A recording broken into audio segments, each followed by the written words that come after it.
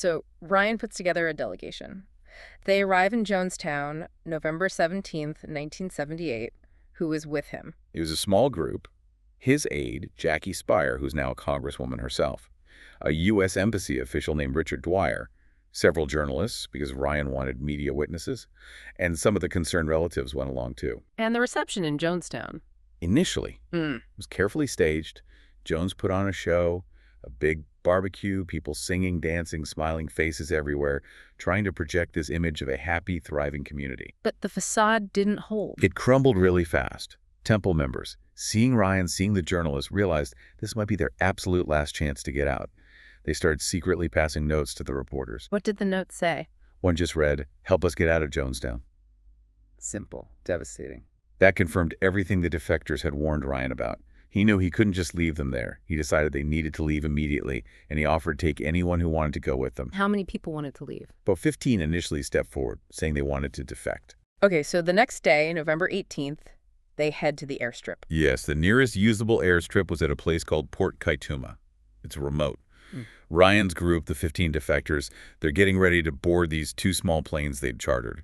It's late afternoon, around 5:20 p.m., and that's when the point of no return was reached. What happened? The dump truck owned by the temple drove onto the airstrip. It was carrying Jones's armed security force, the guys known as the Red Brigade, and they just opened fire. An ambush. A deliberate attack. Absolutely calculated. Yeah. And simultaneously, a temple member named Larry Layton, who had pretended to be a defector and got on one of the planes, pulled out a gun and started shooting inside the aircraft, trying to kill everyone on board. My God, who was killed in the ambush? 5 people were murdered right there on the airstrip. Congressman Leo Ryan himself, the only sitting U.S. congressman ever assassinated in the line of duty.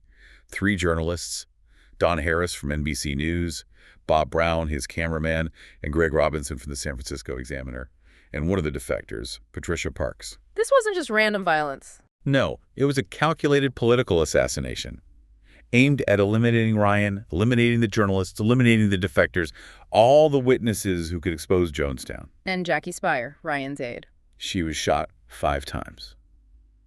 At close range.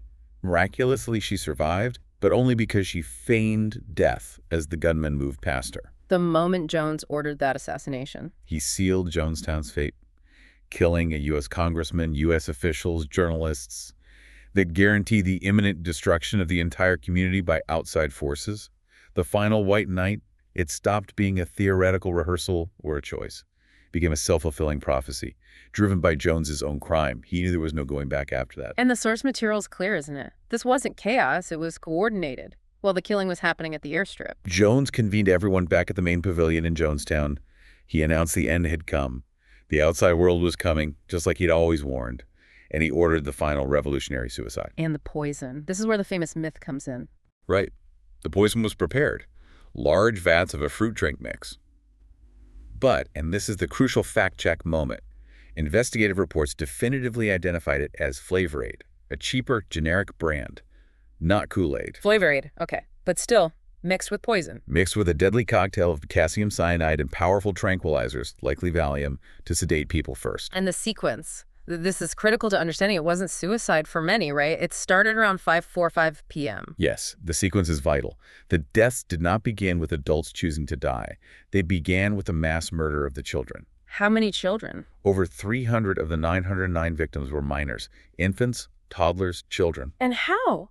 How are they poisoned? The reports, the testimony, it's horrifying. Parents, nurses were ordered to use syringes, often without needles, just a plastic tube to squirt the poison mixture directly into the mouths of babies and young children. That fact alone, it just changes everything. It fundamentally classifies the event from the very beginning as mass murder. Children cannot consent. Their deaths were murder. Full stop. So once the children were dead or dying, then the adults were ordered to line up and drink the poison flavor aid.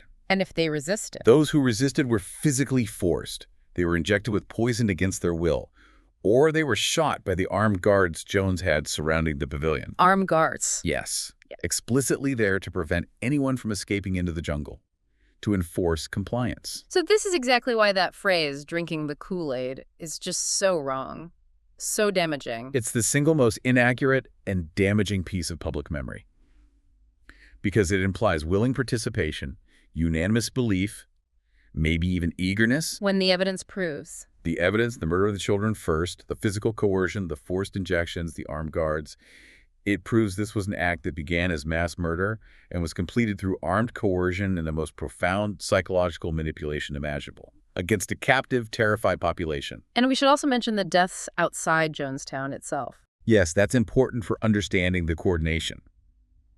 At Jones's prior command, 4 other loyal temple members carried out a murder-suicide back at the temple's headquarters in Georgetown, the capital of Guyana.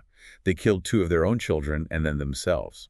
So it wasn't just a spontaneous reaction in the jungle? No, it shows the final white night was a coordinated, premeditated plan, capable of being executed simultaneously across different locations based on his orders. And the final toll in Jonestown itself. 909 people died in and around the pavilion that day. Jones himself was found dead later. He died from a gunshot wound to the head. The evidence suggests it was likely self-inflicted, possibly carried out by one of his most loyal aides at his request, though we can't be 100% certain on that final detail. The scale, the horror, and the coordination. It underlines the absolute control he still had even at the very end. Complete control, enforced by fear and years of conditioning. All right, now we really need to dive into the fact-checking part.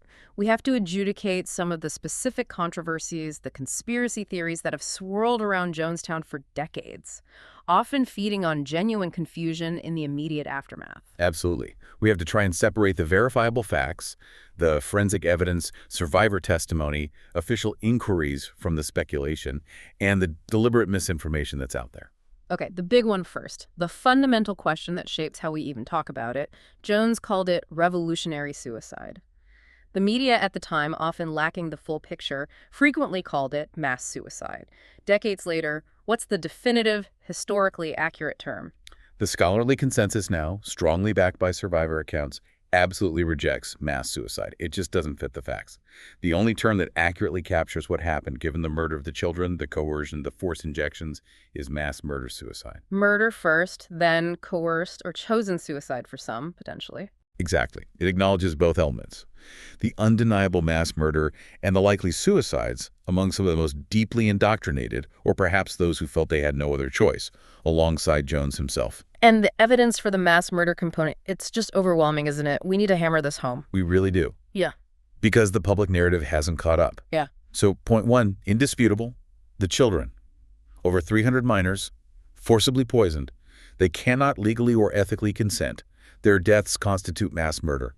Period. Okay. Point 2. Point 2, the coercion. We have survivor testimony corroborated about the armed guards surrounding the pavilion. They weren't there for decoration. They were preventing escape, forcing people back towards the poison vat. And point 3. Point 3, the injections. The forensic evidence, specifically from the Guyanese pathologist who did initial examinations, confirmed that at least 70 or more individuals showed clear signs of having been injected with the poison against their will. So 70 confirmed forced injections on top of the murdered children and the armed guards. Correct. Which makes any claim of a purely willing mass suicide factually, demonstrably false. It started with murder, and it was enforced by violence and coercion.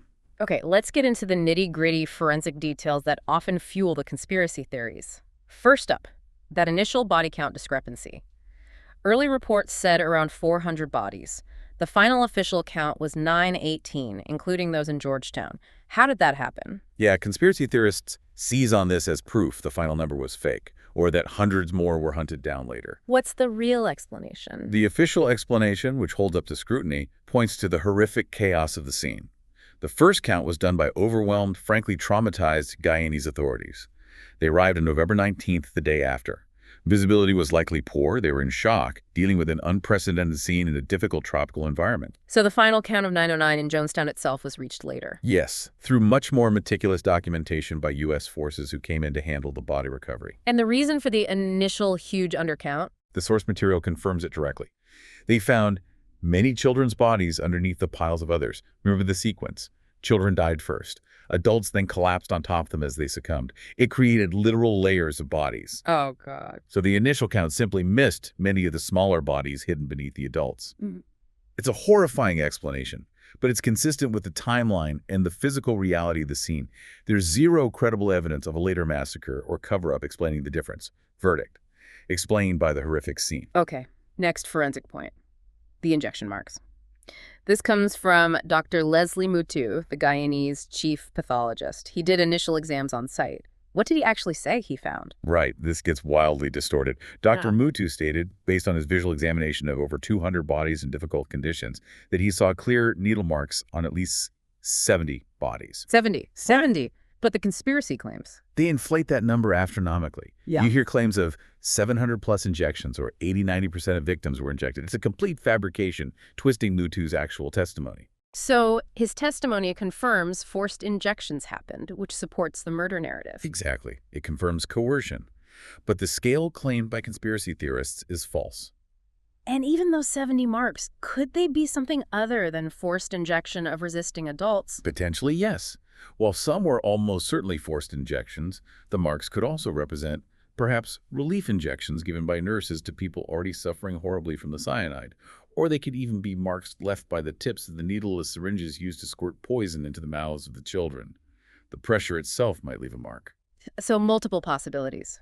But the claim of 700-plus injections? Decisively false. Yeah. Based on a gross exaggeration of Dr. Mutu's findings. Okay, final forensic point. The limited number of U.S. autopsies. Only 7 were performed by U.S. authorities and the bodies were returned. Conspiracy theorists point to this as proof of a cover-up, hiding evidence of, say, mass shootings or widespread injections. Again, we have to look at the practical, logistical reality. It sounds suspicious, only 7 autopsies for over 900 bodies. But think about it. The conditions. The bodies lay in the intense tropical heat and humidity for several days before the U.S. recovery teams could even get there and start the difficult process of removal. Yeah. Decomposition was incredibly advanced. Making detailed forensic work impossible. Virtually impossible on a mass scale. Things like subtle needle marks would be obscured. Toxicology tests become unreliable or impossible due to the decay. A full autopsy on every victim was simply not feasible or forensically useful by that point. And wasn't there a jurisdictional issue, too? Yes. Guyana, as the sovereign nation where the deaths occurred, actually waived its usual autopsy requirements. Why? To expedite the removal of 900-plus decomposing American bodies, which was creating a massive public health crisis for them. So the U.S. didn't just decide unilaterally to do only 7. No. The 7 autopsies that were performed by U.S. medical examiners were targeted. They autopsied Jones, obviously, to confirm his cause of death, and they autopsied a few other specific individuals where immediate family members specifically requested it. So not evidence of a cover-up. Not at all.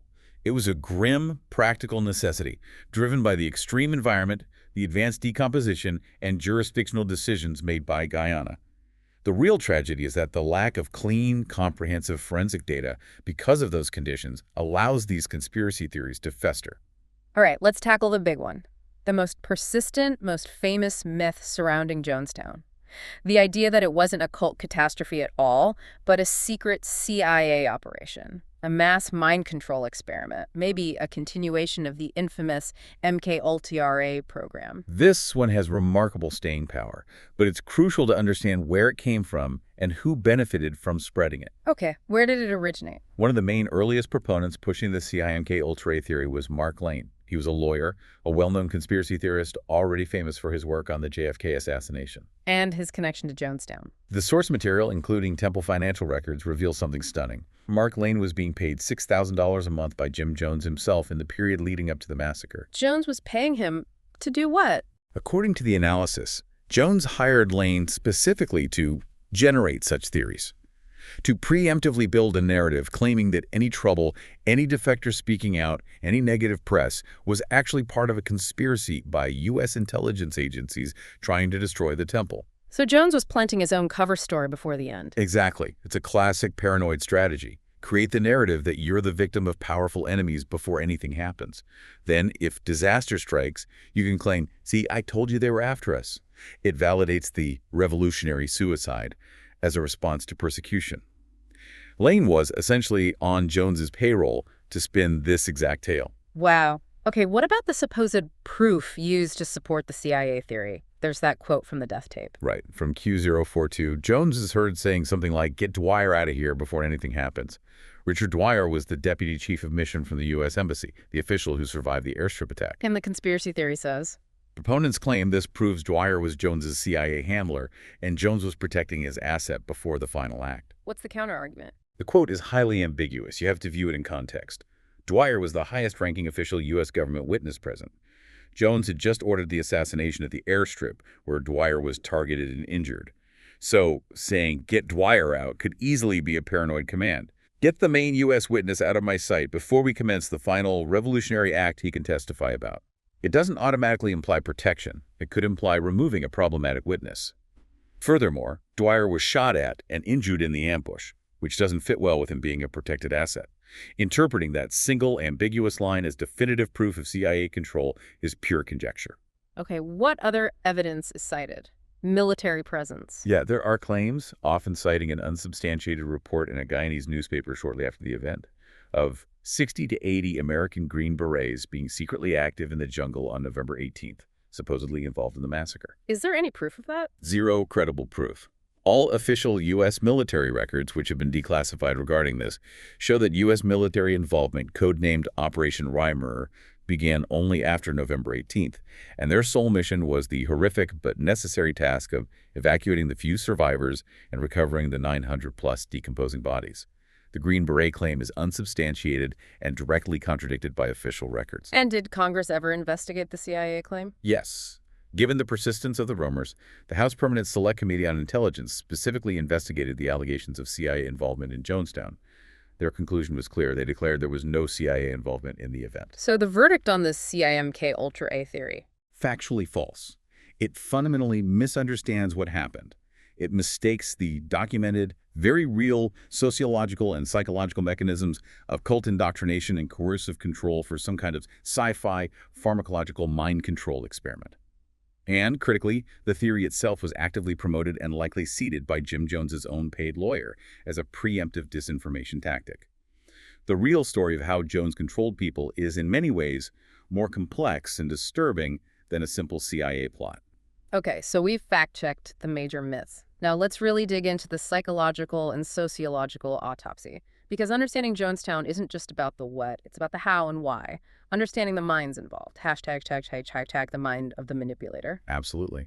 Let's start with Jim Jones himself. By all accounts, he was a master manipulator. The profile that emerges from the sources strongly indicates narcissistic personality disorder, NPD. What does that mean in practice? It means a grandiose sense of self-importance, a desperate need for admiration, a lack of empathy, and a tendency towards exploitation. He blended this massive, yet incredibly fragile ego with deep, apocalyptic paranoia. And the drugs didn't help. The constant, heavy drug abuse stimulants to preach for hours, barbiturates to come down, profoundly exacerbated that paranoia. It fueled his obsessions. His genius, if you can even use that word, seems to be in how he packaged his issues. Exactly. He was brilliant at synthesizing these powerful, disparate streams, the spiritual fervor of Pentecostalism, the political righteousness of socialism, the utopian promise of escape into one single, coherent us versus them worldview. And it was a worldview perfectly tailored to resonate with his specific audience. Idealistic people desperate for change and belonging. He could be charming, couldn't he? Initially. Immensely charming when he needed to be. That's how he performed the love bombing on new recruits. That's how he ingratiated himself with those powerful politicians in California. But as his paranoia deepened, especially in Guyana, his core message became simpler, darker. That he, Jim Jones, was their only protector. The only thing standing between them and an inhumane world full of fascists and enemies coming to destroy them, he successfully projected his own personal drug-fueled paranoia onto the entire community, framing it as a political and spiritual reality. And the total isolation of Jonestown made that worldview impossible to challenge. Completely unfalsifiable. Because they were sealed off, any event could be twisted to fit his narrative. A plane flying overhead, CIA surveillance, a delayed supply boat, an enemy blockade, a negative news report he read to them, selectively. Proof the fascists were closing in. His personal delusion became their shared, inescapable operating reality. Hashtag B, the power of the situation. Now let's just focus from Jones to the victims, because the common dismissal is just, oh, they were brainwashed idiots, or they were just crazy cultists. And that's a profound error. It's victim blaming, and it misses the entire point of Jonestown. As we've established, the sources emphasize these were often amazingly normal, idealistic people, particularly at the start. They joined what seemed like a genuine movement for social justice. So if the people weren't inherently flawed or weak-minded, what's the real lesson here? The central psychological lesson, according to virtually all scholars who study cults and coercive control, isn't about the unique evil of one man. It's about the overwhelming power of the situation and social influences. Jones didn't just hypnotize people. He meticulously created an abnormal, total environment, a place where the normal rules didn't apply and where he employed a sophisticated multi-year system of coercive control designed to systematically break down individuality, critical thinking, and free will. We touched on some of these techniques, but let's lay them out systematically, because these aren't unique to Jonestown, are they? They appear in other controlling groups, relationships, situations. Absolutely. They are recognizable techniques. First, you have the love bombing and charismatic hooking.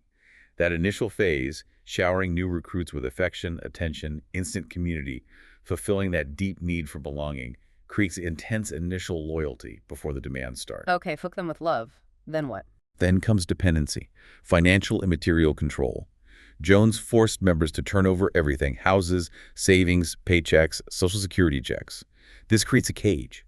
You can't leave if you have no money, no resources, nowhere to go. You become totally reliant on the group for basic survival. Financial freedom is step one to physical freedom. He took that away. Completely. Then, layered on top of that, is the crucial element we discussed: isolation. Severing ties with outside family and friends who might offer perspective or help, discouraging dissent within the group, and culminating, of course, in the extreme physical isolation of the Guyanese jungle. No competing narratives allowed. And finally, how did he enforce day-to-day compliance, especially once they were isolated? Through intense groupthink and compliance training, Jones used terrifying methods of control. Public humiliation was a key tool. Forced confessions of minor sins in front of everyone. Intense criticism sessions. Physical punishments like confinement in the box. A tiny, dark confinement space. Why was public humiliation so effective? Because it weaponizes our basic human need for social acceptance. The fear of being shamed, ostracized, or attacked by the group you depend on becomes a more powerful motivator than even physical pain for many people. You learn to conform, to parrot the leader's views, just to avoid that spotlight. The White Knights were the ultimate expression of this. Dissent was instantly punished not just by Jones, but by the crowd itself, shouting down anyone who hesitated. So Jonestown becomes this horrifying, real-world case study. A chilling illustration of how normal people, when subjected to an abnormal total environment, using these protracted techniques of coercive control, can have their behavior, their beliefs, their very sense of self radically altered, to the point where they can be conditioned to see self-destruction or the murder of their own children as the only logical or even moral path left open. There's one piece of evidence that captures this final moment, the coercion, the dissent, more powerfully than anything else: the death tape. Yes, the 44-minute audio recording, cataloged as FBI Q042. It was found on a cassette recorder near Jones's chair in the pavilion right after the event. It's probably the single most important piece of forensic evidence we have, especially against that narrative of willing mass suicide. What's really striking when you listen to parts of it or read the transcript is Jones's tone, isn't it? Even in those final moments. It's remarkable. He's often speaking in this strangely calm and soothing, almost paternal tone. Even as people are dying around him, he's actively managing the narrative right to the end, reframing the act. How was he reframing it? He kept repeating variations of, "We're not committing suicide, it's a revolutionary act," or "We're not letting them take our lives, we're laying them down." He's presenting it as taking control, as a final, noble protest against the inhumane world he claimed was coming for them, denying the reality of murder and coerced death. But the tape captures more than just Jones's spin, right? It Yeah. captures reality. It absolutely does. It captures the noise, the chaos, and crucially, it captures audible, real-time dissent from members of the crowd. Proof that it wasn't unanimous acceptance. Can you give an example of that dissent? The most famous example is a woman named Christine Miller. You can hear her voice clearly on the tape, arguing logically, bravely, against Jones's plan. She says things like, "I think that we all have a right to our own destiny." And she pushes back, suggesting they try to flee to the Soviet Union instead, which was a plan that Temple leadership had actually explored before. So she's offering a rational alternative, even then. A clear-eyed alternative, in the midst of unimaginable pressure. Her argument is reasoned. It shows that not everyone was in lockstep. And how did Jones and the crowd react to her dissent? She isn't just ignored, she is systematically shouted down. By Jones himself, who undermines her points, questions her loyalty, and by the conditioned majority in the crowd. You hear other voices yelling, "No, it's too late, we must die." She's eventually silenced by the sheer force of the groupthink Jones had cultivated. That interaction itself proves it wasn't unanimous. It vividly illustrates that the narrative of revolutionary suicide had to be actively imposed and enforced right up to the last minute against logical opposition. And the most chilling part of the tape? Without doubt, it's the sounds of the children. The audio captures the raw chaos, the sounds of babies crying, children screaming in panic and pain as the poison is forced into their mouths. It's incredibly difficult to listen to. And Jones' reaction to that? Over that horrifying soundscape of murder, Jones can be heard muttering things like, "Peace, keep calm, it will soon be over, free at last." My God, that tape, it's just definitive proof, isn't it? It's definitive proof. Dissent was voiced, it was overruled by authority and the coerced majority.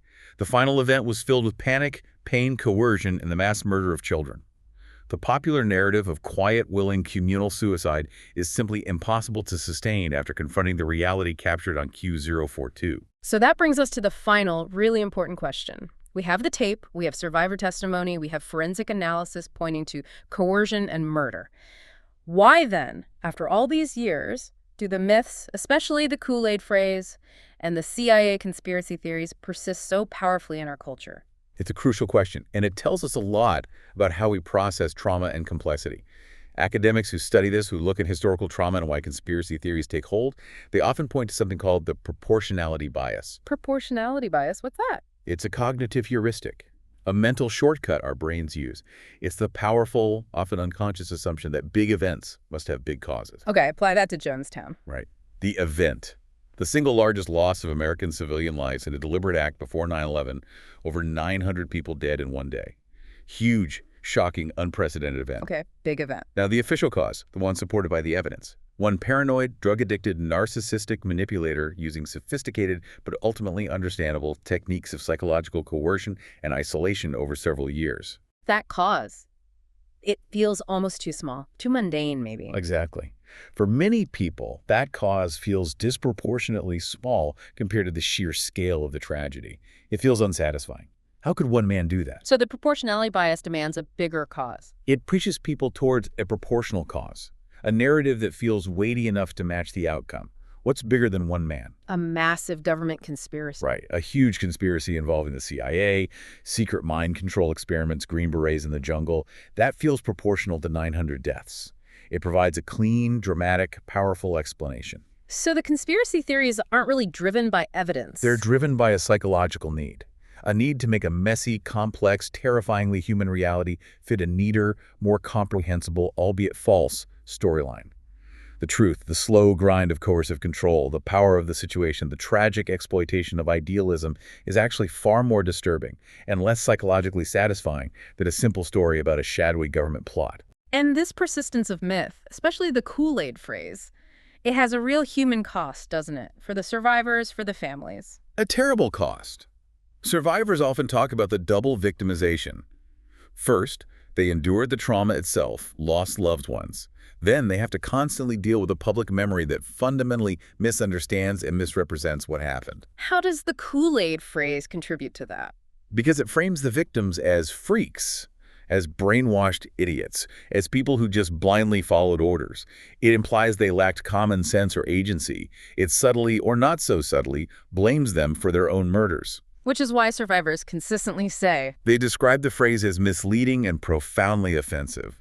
It erases the reality of coercion, resistance, and murder, and replaces it with a false narrative of willing participation. so what does this all mean for us? Looking back now, what's the legacy? Jonestown clearly created this intense public fear of cults. It absolutely did. But the irony is the public largely learned to fear the wrong thing. How so? The fear focused on the exotic, the bizarre, the idea of strange rituals, maybe pharmacological mind control, things that seem alien.